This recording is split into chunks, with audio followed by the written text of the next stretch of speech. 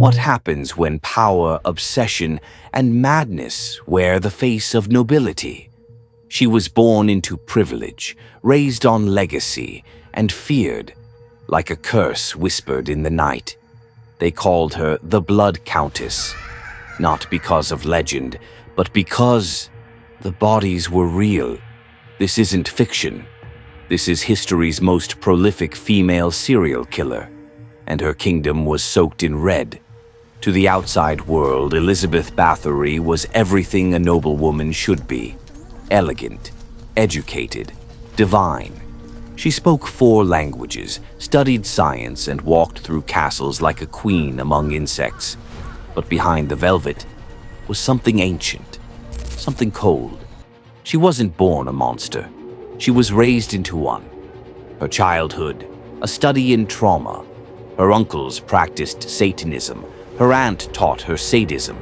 Her family believed fear was a form of control, and that blood was power. That belief became her obsession. At 15, she married Count Ferenc Nadasti. He was known as the Black Knight of Hungary, a warrior soaked in violence who taught her how to torture servants for pleasure. But when he died in battle, something in her cracked. She wasn't just a widow. She became unchained. She moved into Choktich Castle, and that's where the nightmares began. The rumors started as whispers, girls from the village disappearing, one by one, gone. At first it was blamed on famine, then war. But there was no famine, no war, only Elizabeth. She lured peasant girls to her castle with promises of work, then stripped them of dignity, then flesh. She didn't just kill, she experimented, she calculated, she escalated, biting, burning, mutilation. She wanted more than pain. She wanted beauty to last forever. One day, a servant girl accidentally pulled her hair while combing it. Elizabeth struck her. Blood splattered onto her skin, and in her mind, it glowed. She believed it was a sign. Blood made her youthful. Blood preserved her beauty. From that moment forward, it wasn't just sadism, it was ritual. She built chambers for torture, hung girls upside down like livestock, drained them, bathed in their blood. To her, pain was art, death was a tool, and youth, a currency. But here's where dark psychology comes in. She didn't just do this alone. She had followers, loyal maids, guards, servants, all complicit. Why? Because she used psychological domination. She gave status to the loyal, terror to the doubters, and turned horror into normal.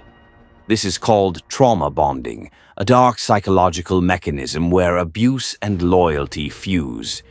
The more she hurt them, the more they needed her.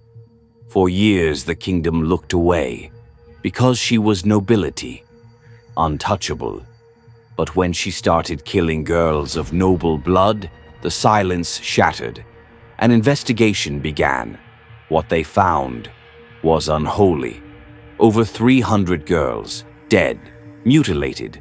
Eyewitnesses told of freezing baths, of girls buried in shallow graves, of Elizabeth laughing during executions. But she wasn't sentenced to death. She was walled alive in her castle, a small hole left for food, her empire, now a tomb. She died 4 years later, alone, forgotten, or so we thought.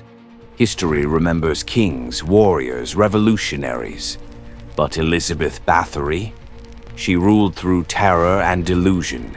She turned beauty into a weapon, and immortality into madness.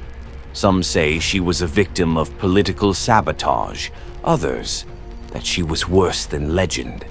But one thing is clear, she didn't just bathe in blood, she bathed in control, in silence, in fear. And in that darkness she became something rare, not a queen, not a murderer, but a symbol of what happens when power, belief, and obsession collide in the hands of someone who can no longer see the line between flesh and legacy.